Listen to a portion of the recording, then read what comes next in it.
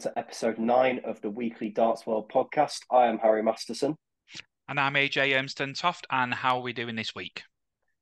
Very good, AJ. On Friday, I went to the UDUK Big Weekender, and it was in my opinion, I think it was a very well-run event. A lot of passion shown from all the students taking part, as you might have seen on some of the Darts World social media accounts, and a very good and very well-run event. How have you been? Yeah, it looked a really, really good event. So, obviously I've seen the snippets on the Twitter and on the socials, and yeah, it looks very exciting and something I wish I had when I was at university when cloth caps and whippets were all the rage. But no, my weekend was my week was different. Tried something different darts-wise. Tried augmented darts where the screen is then put onto the dartboard, and you used magnetized darts, and you can use your own darts for that. But then you can play classic bullseye, and then they've got a few different games, which for a group of people for a night out, I think is a tremendous idea, and a review of that will be up soon.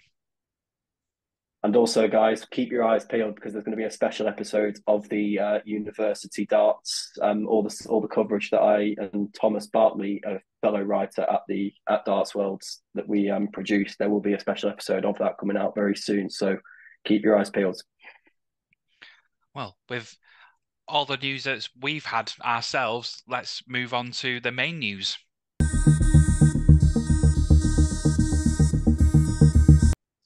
And starting off as we usually do with the Premier League, and last week it was in Dublin, as we said, and we'll go on to the Predictor League later, but a third successive weekly win for Luke Humphries in a fantastic evening of darts.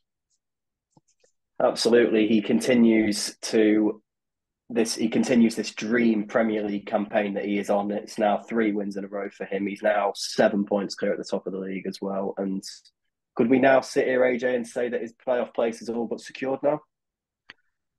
As Bon Jovi would say, we're halfway there. But I think top 2.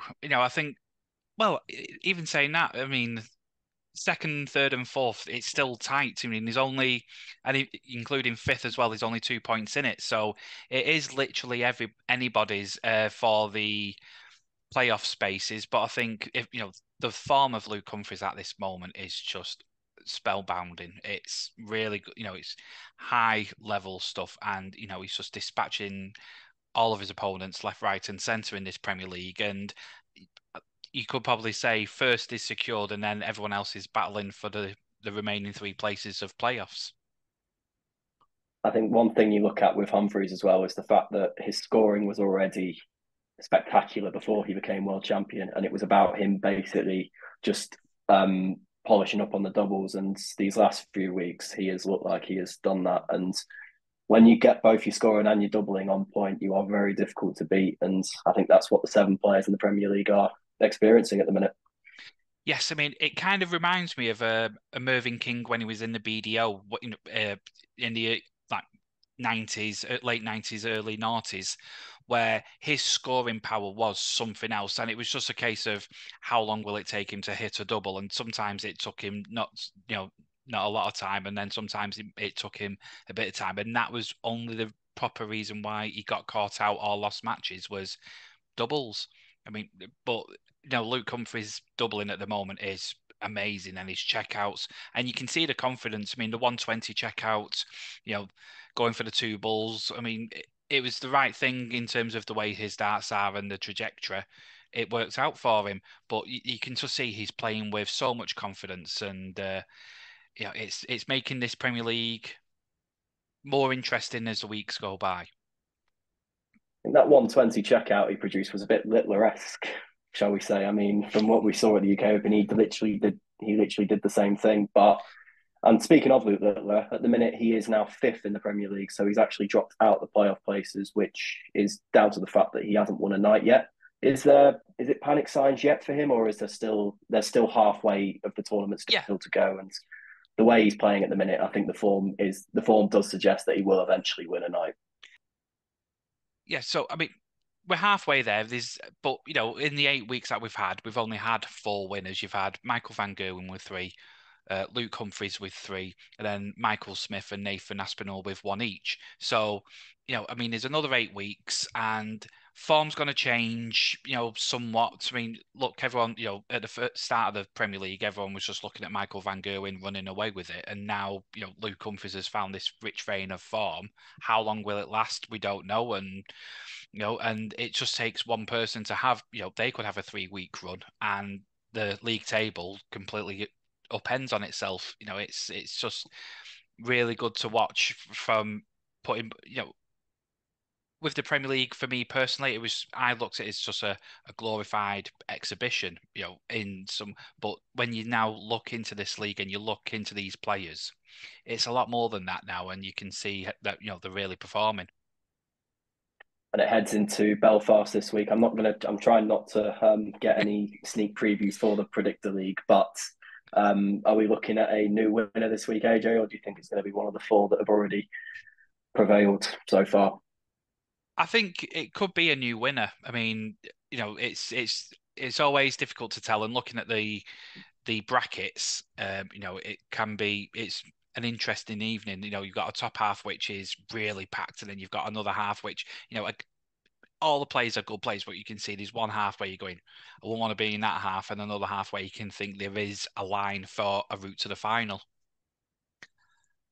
Just on another thing about the Premier League. Now, I've mentioned this to my friends, but one thing that's really getting my goat at the moment, and I don't know why, but it's everyone in these different coloured shirts for the different areas that they're in, just pandering to the audience.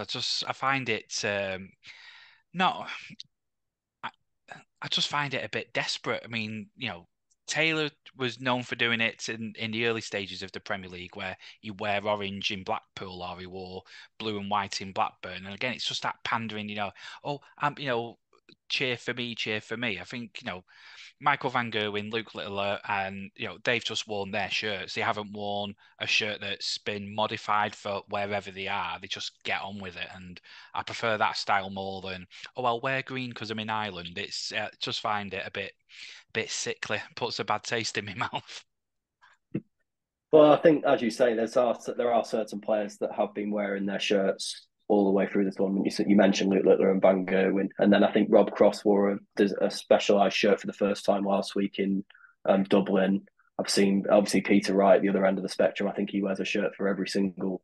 He has a different shirt for every single night, but I think that's just the That's way just him. he goes about it. That's just him, yeah. And I I mean, I don't really think anything of it, to be honest, in my opinion, but I can sort of see the argument for both. It does, like, at the end of the day, your shirt is the way you represent yourself at every major tournament. And why do you change it just for the Premier League?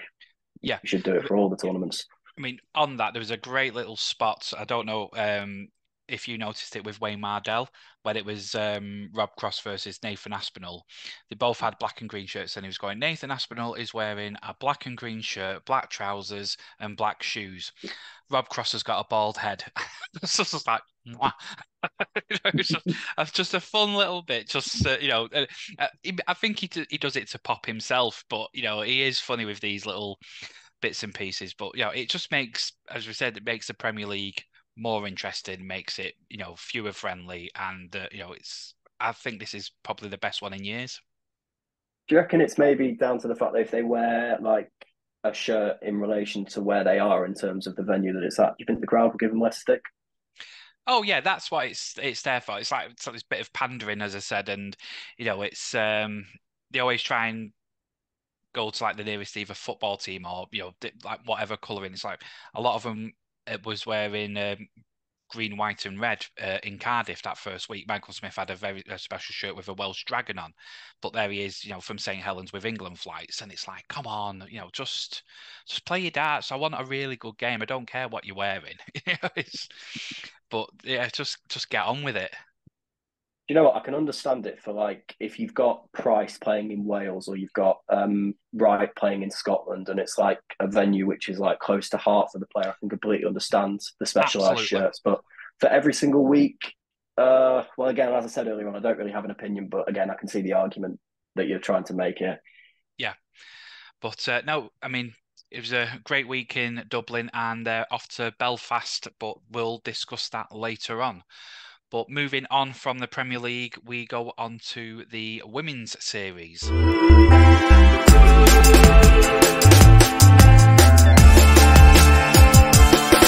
on to the Women's Series, and we've got 3 different winners in the opening 4 events of the first four events of the year. We've seen Fallon Sherritt win events 1 and 4. Noah Lynn van Leuven won event 2, and it was Mikuru Suzuki who won event 3. So the race for the women's world match play is already hotting up as we speak.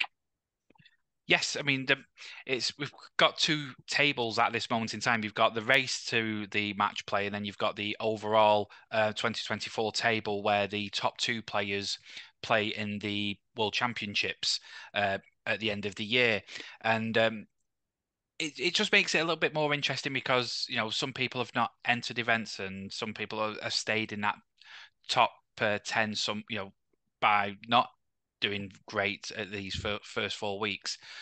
But you've got to say, Dieter Hedman's still playing really well and getting into the latter stages of events, with her experience playing for so long. And one player that I'm actually surprised didn't win an event this weekend was actually Bo Greaves, but I don't think at this moment there's only been 4 events. There's still another 20 events to go. I'm sure she is going to get over the line in 1, and she did threaten in the weekend. I think she got to, was it 2 finals she got to and lost both to Sherrick?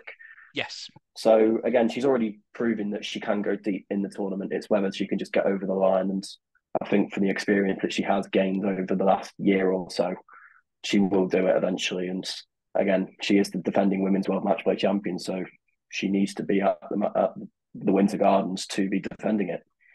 Yeah, and going into that, the top 10 of the women's series, at the top with her 2 wins, as we've discussed, is Fallon Sherrick and Mikuru Suzuki there in second place. So at the moment, them 2 have got the World Championship spots. But looking down the table, it could be anyone's, as we said, with the Premier League. It just takes a couple of runs by someone, and they can get into there. And you've got Maria O'Brien at the moment in 10th. And Bo Greaves currently at 4th. So it's an interesting week in women's darts with not just a PDC women's series, but obviously other events going around the world as well. And from the first 4 events, would you say that Fallon Sherrick is the player to beat this year on the women's series?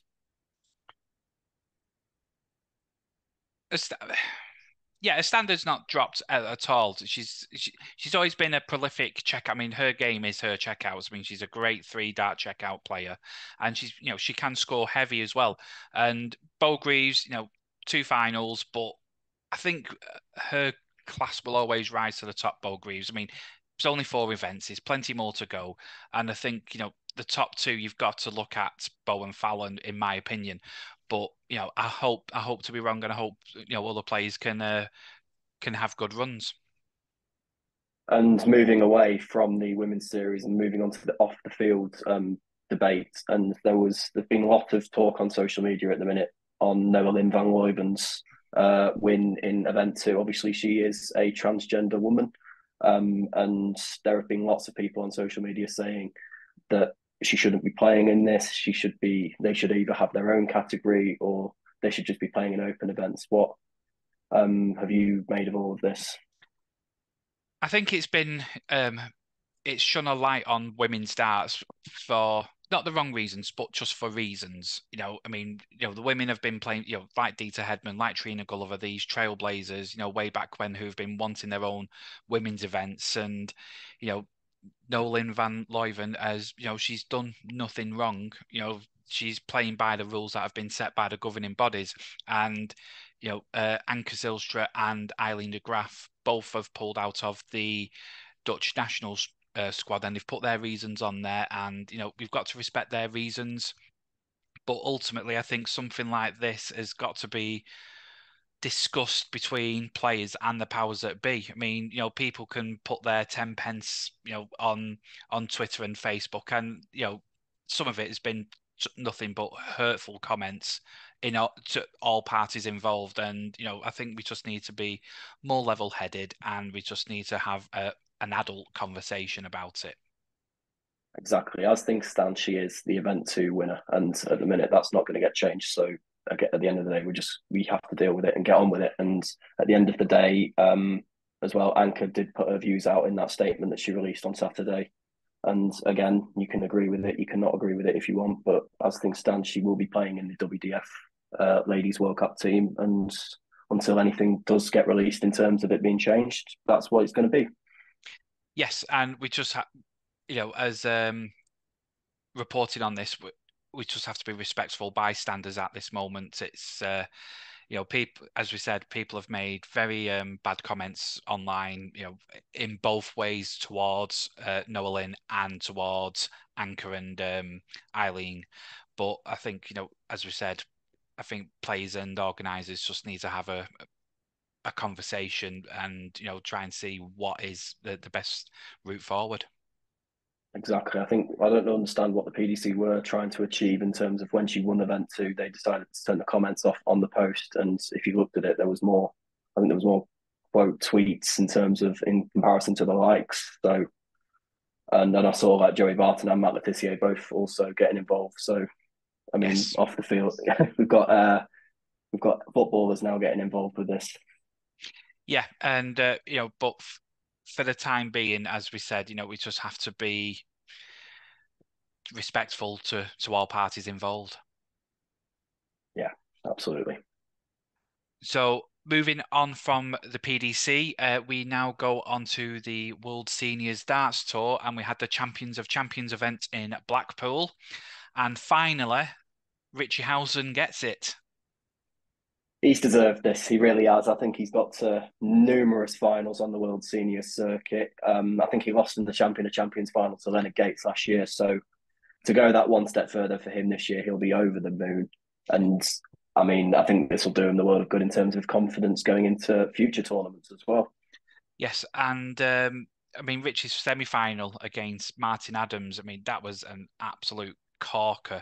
And you can say the owl got over the howl, so to speak. And but Martin Adams played some really good darts, and the match against Phil Taylor, that first round draw, it went to the wire, and Martin pipped it, and it gave me flashbacks of when Martin played some PDC events again back in the late 90s. He was in the match play in the Grand Prix, and then matches he had against Taylor, they were fantastic games, and you could tell the respect is there from both players to each other, but it didn't stop the class, and it didn't stop the fantastic darts.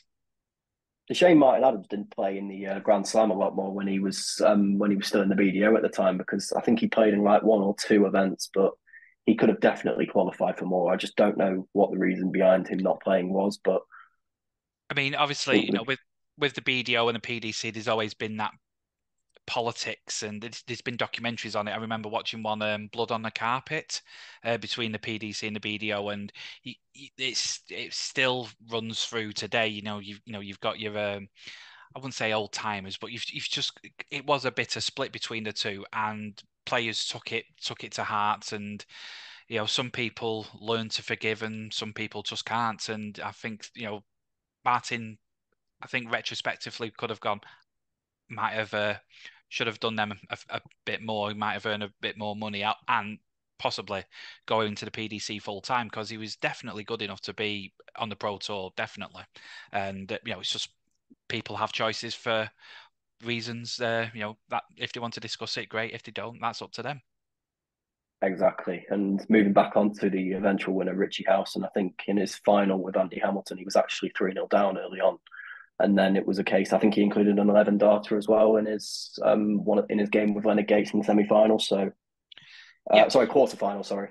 Yeah, and Richie, again, similar to Fallon Sharrock, his checkout skills are something else. I mean, he's able to pull them clutch darts out, and I think that might have just been the missing link between him and winning more events than he already has, than he has done.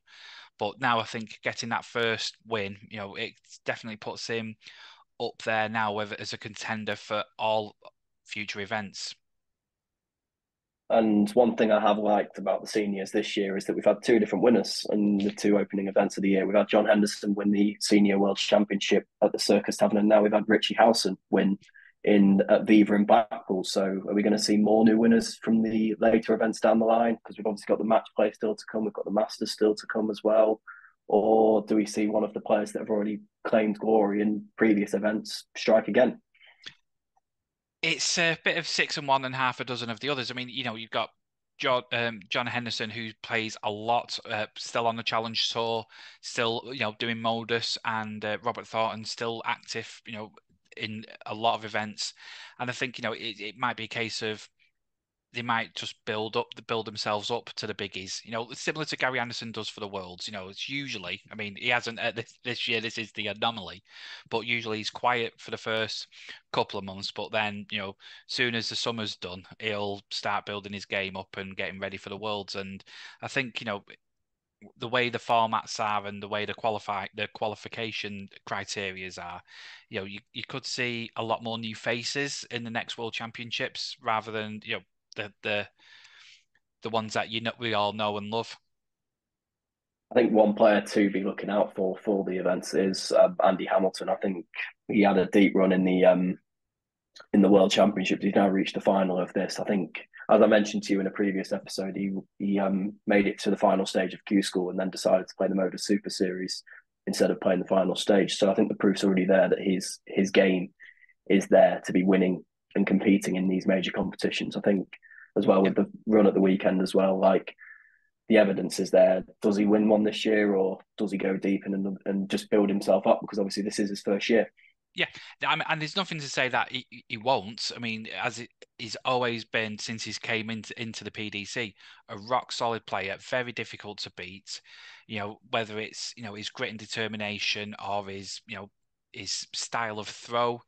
He's always been a tough nut to crack, so to speak. And I think if he decides to stay in the seniors, it's great for the seniors. And if he wants to do the Pro Tour, I think it'd be good for the Pro Tour as well. He's an asset in whatever he does.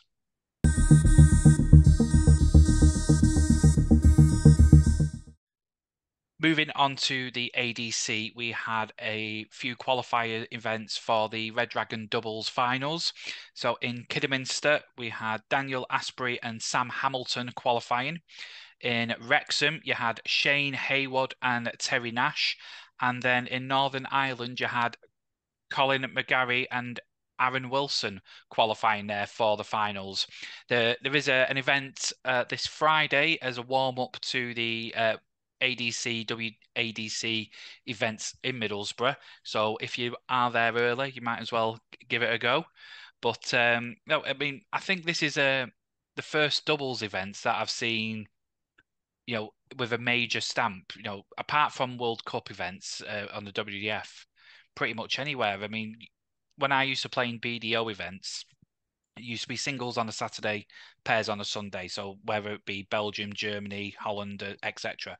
But now a lot of these do double headers, similar to the PDC, which they did.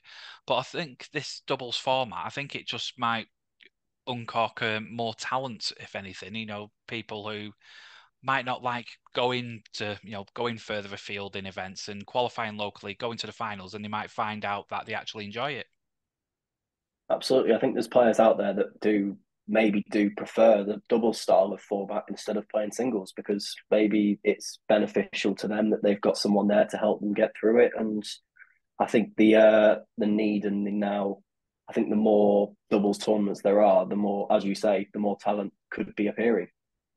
Yes, I mean, doubles is usually a pub league thing. So in the league I play in on Thursdays, it's 3 games of pairs and then 6 games of singles.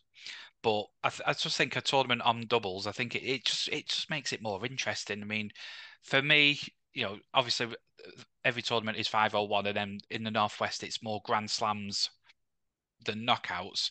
But I just think, just adding a different layer to it with a doubles, it's a good shout from the ADC.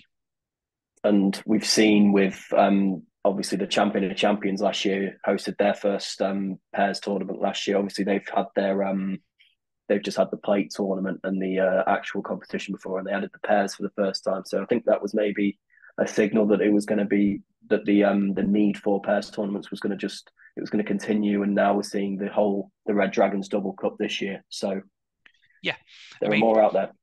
Yeah, definitely. And you've got to say, I mean, the ADC have got the fingers on the pulse on what players want. I mean, midweek you've got so many events with the Vault series, look, nationally and locally. So, if someone wants to really get to one of their modus spots, they've got plenty of opportunities. You've got the Windmill Tour, both for the men's and the ladies. And again, it's given them more opportunities. And from when it started to where it is now, and now they're adding the doubles into it, you can see it's really, really good stuff. Exactly. You mentioned the Vault. I think we're now in the penultimate or the final week now of the sixth Vault series. And then obviously the finals nights are going to be coming up next month. And then you also mentioned the championship tours are coming up. And I believe you're entered, AJ. Yes, I will be on my way to Middlesbrough. I'm really looking forward to it. I mean, I went over to Romania earlier in the year and played well. And, my practice game is there or thereabouts. And I'm just looking forward to playing some proper darts, and Middlesbrough is where it's going to be. Well, and I'm sure many of the listeners here will be wishing you the very best of luck in the 4 events this weekend. Thank you very much. Thank you.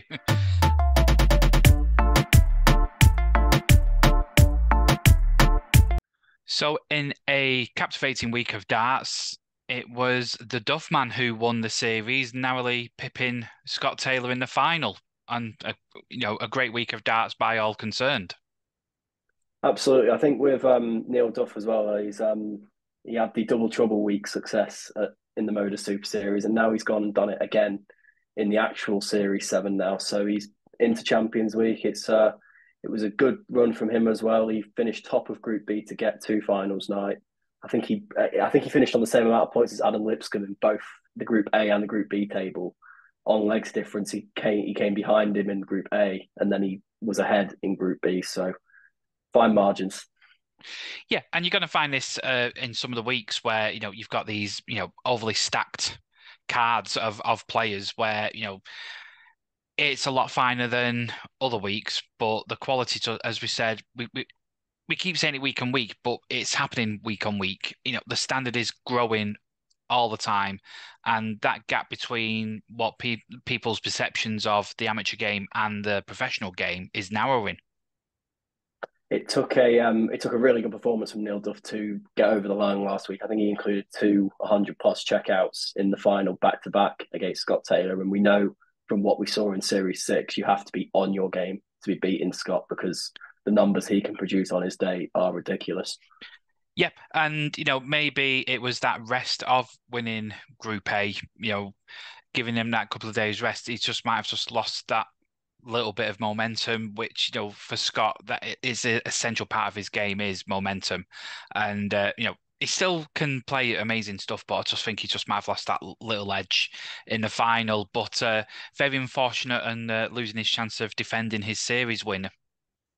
I think when it came to the final as well, it was a case of both the winners of the final groups colliding in the final. So it was, in my opinion, the justified and the right final for it on the day because them two were the best of the best on the Saturday, despite Adam Lipscomb having near enough the whole crowd there supporting him. But obviously it was his first occasion, wasn't it? So you've got to be respectful in that sort of aspect. But no, it was the top two and it was a good final. Yeah, and a congratulations to Neil Duff, the Duff man. Oh, yeah. We need more luck because it is the Premier League Predictor League. I need the luck.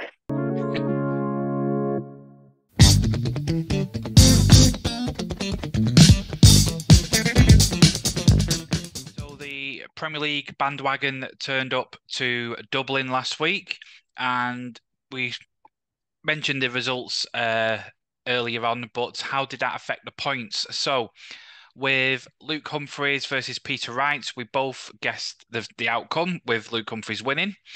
And then the next game, Nathan Aspinall versus Rob Cross, Harry got the points, got the full marks, 3 marks, getting the extra points with the correct scoreline of 6-5. And then it went the other way with Gerwin Price beating Michael Van Gerwen 6-5 and me guessing that correctly. So we cancelled each other out there.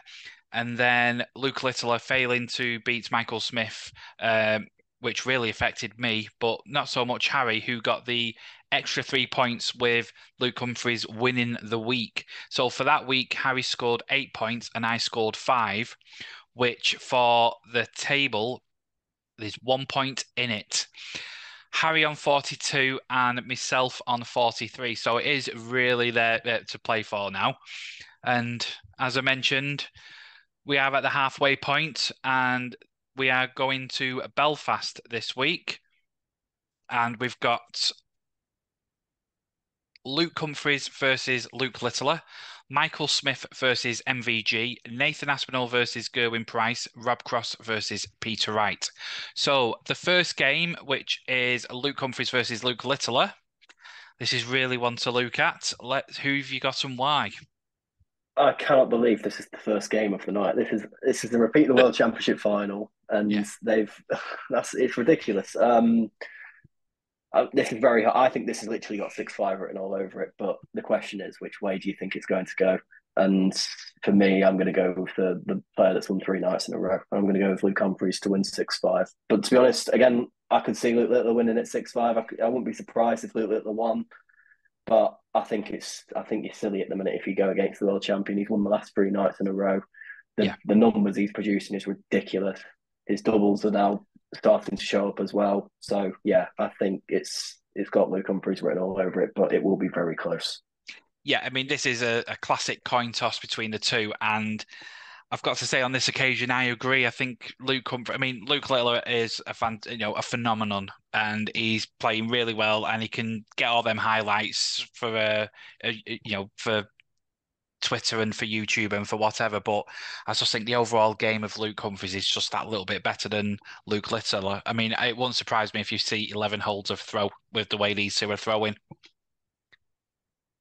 So yeah, I go with the same 6-5, which then moves us on to Michael Smith versus MVG, Michael Van Gerwen. And again, it's going to be a close contest, but I think Michael Smith's form is probably a shade better than MVG. So I'm going to go with Michael Smith 6-4. I'm also going to go with Michael Smith here. I think Van Gerwen. I think he will start winning again. It is inevitable. He is going to have to start getting points if he is to secure that playoff place, I and mean, it will happen. can we imagine Michael Van Gerwen not in the playoffs? It would be mad if he didn't, but I think he's built that much of a lead ahead of everyone else. I think his points total does suggest that he will make it, and he got it done very early as well. So maybe that was a bit beneficial to him doing that. But Yeah, again, it's not guaranteed yet. He still has to get the more wins to secure it. he needs to get out But of I the think this week, quarterfinals. It's crazy. It's crazy at the I moment to know. suggest the way it's been going, and then to say, yeah, he's not been out of the quarterfinals for however many weeks. And you're going, really? I But know. I think the last it's time I think he made it past the quarters was the night he won as well. So yeah, yeah. Essentially, it's win or bust with Michael at this moment in time. It's which is a crazy, crazy thing to say, but yeah, I think Bully Boy edges it 6-4. And what score do you suggest? I'm going to go it to be 6-5. I think it will be a last decider, but I will go with Michael Smith just because he got to the final last week, and I think he's reached 2 finals in the last 3 weeks. I think Yeah, Humphries beat him in Dublin and Brighton, and then the week between, I think Humphries beat Aspinall in the final. So yeah. the form is there for Michael Smith, and he's now in the playoff places as well. So it gives him more motive to be winning week in, week out because he'll want to be in them playoff places. He was there last year, Definitely. he can do it again this year. Absolutely. Absolutely. And then that moves us on to game three of the quarters, which is Nathan Aspinall versus Gerwin Price. And again, this is a classic coin toss. I mean, both dogged players, both, love a game with a bit of needle and a bit of bite, and again, it's a tough one to call. Who have you got and why? I'm going to go with Nathan Aspinall to win this. I think he's going to win 6-4.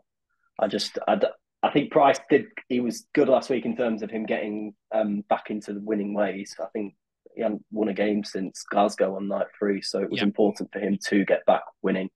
And I mean, the playoff push is there still for him, but I don't know. I fancy Aspinall. I think he beat Cross twice in 2 weeks. He's yeah. won a night already as well, which could give him the even more confidence going into the game. And yeah, I think Aspinall. But it again, if Price won, then as I sound like a broken record. I said this in the little game. I'm going to say it again for this. I wouldn't be surprised if Price won. Yeah. And it's a good job, really, because I've gone with Gerwin Price 6-4 to win. So I get this is it. These are all coin tosses, and it's going to be an interesting night. But I just think if the real Gerwin Price turns up and his scoring, gets to what is accustomed, he gives anyone a beating. And I just think the way he played last week, I think he's getting there or thereabouts. I mean, we've been saying it for weeks with Peter Wright, where you could see the potential coming, and it's just been unfortunate that he's walked into absolute tornadoes in the past few weeks. But I think Gerwin Price can just withstand the pressure that Nathan Aspinall will surely give him. I think And the that, game with Gerwin Price as well, the fact that he had that game with Peter Wright where he did produce the scoring was ridiculous, but yes, it was his doubles that cost him in the end. So the question is, are his doubles going to turn up this week in Belfast against Aspinall? Because if they don't, Aspinall will punish because he yeah, is one of them players that are actually he will always fight for every single leg that he yeah. plays, and yeah, You give him an inch, he takes a mile. Even a sniff of a chance, he usually takes them. It's going to be a really good one, and that moves us on to our final game of these quarterfinals, which is Rob Cross versus Peter Wright. And looking at the form, looking at the stats, and looking, the way the players are at the moment, for me, I've got to say Rob Cross will win this 6-3. I'm going Peter Wright to win this. I feel like Interesting. he's got to start winning somewhere sometime, and I feel like this is an opportunity for him, and I think he is going to take it. I'm going to go with him to win 6-5. His form is still there. Like as I said to you in previous episodes, that he's reached 4 quarterfinals in the opening 6 Pro Tour events, so he is doing something right, and he Yeah. had that game with Littler in Newcastle as well, where he averaged over 103. Just was a bit unfortunate in that game. It's ridiculous, I know. Yeah. And I'm going to go with Wright. I just think that he won in what was it? He won in Nottingham, wasn't it, on night 7 against Yeah. Price in the first quarter final. So, and I feel like the wins need to start coming somewhere. And I feel like last week he had Luke Humphries, so it was a bit of a write off for him. But this week, I'm going to go with him to win, and I'm going to go with him to win in an athletic decider. Interesting, interesting. So that just leaves us with a weekly winner. Now, are you going for the status quo, or do you think there could be a different name? I'm going to go with Luke Humphries to win again this week. I think there's until he doesn't win one. I think that will be the indicator that maybe I need to stop predicting him to win. But as things stand at the minute, he just looks unbeatable. I don't think anyone's going to stop him again this week, and I think he's going to do an Irish double. Ireland last week, he's going to win in Northern Ireland this week. Interesting. Everything points to Luke Humphries, and in terms of the Premier League, our Premier League, if I can keep that 1 point ahead, then great. But I'm thinking with us going different ways with Gerwin Price, Nathan Aspinall, and different ways with Rob Cross and Peter Wright, I'm thinking, do I play a bit of a risky choice, looking at the routes to the final and potentially what the final could be? I'm gonna hedge a little bet on Rob Cross winning. Interesting, interesting. I could see. I'm looking at his side of the draw now. I think if he does get past Peter Wright, he'll have one of Aspinall or Gerwin Price in the semi. And obviously, we have seen him lose to Aspinall 2 weeks in a row, though. So Yes, but with my pick of Gerwin Price winning, then I fancy Rob Cross over Gerwin Price rather than Rob that is Cross over true. Nathan Aspinall. So that's me the theory behind it. But yeah, I just think three's enough for Luke Humphries. He doesn't need any more for now. So I think Rob Cross can have a go, and which will do me wonders in the Premier League, and just get a few points away from you. I think the big question is, does Luke Humphries think it's enough, winning 3 in a row? If he He continues won't. playing the way he does, then he's going to be there or thereabouts again, challenging for Absolutely. this night 9 victory. So Yes, anything can happen. anything can happen. It's all on a night, and we'll be watching it as always. But that is the Premier League Predictor League.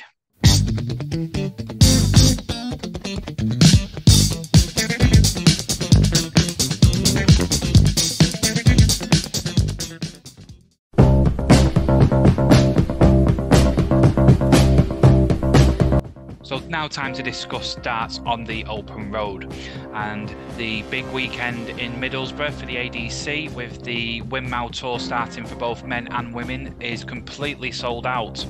If you're going there, we wish you all the best of luck, but if not, we have got plenty of events open for players, and we've got one at the Dagenham Trade Hall in Charlotte Road. And that is a Grand Slam based on 48 people entering. £300 has been added to the pot plus entries, and that is on Friday the 29th in Dagenham. £7 entry. And then on the Saturday you have the Daventry Easter Open, and that is at Daventry Town Football Club, Browns Road. It is £10 entry, that's pre-enter, and £15 on the day. There is a lucky first round losers plate at £5 entry as well, and that's, as I said, at Daventry Town Football Club. And finally, on the Sunday, Easter Sunday, it is the Boston Conservative Club Darts Open. It is £5 entry or £8 on the day. Telephone number provided on a poster adjacent to me. But whatever events you are playing in this week, we wish you all the best, don't we, Harry? So from the sounds of it, AJ, it's another fantastic week of events all lined up. Yes, I mean, you've got the ADC Windmill Tour coming up, which is the biggie for in a lot of calendars, but them calendars, here, there and everywhere, they're all full for someone to be playing darts, and darts is on the up. Absolutely. So with that just leaves us to say it is game, shot and match for this episode. My name is AJ Ermston-Toft. And my name is Harry Masterson. And if I don't see you in Newcastle, I'll see you in the next round. I'll be seeing you in Newcastle, don't you worry. Definitely. See you there. See you in a bit.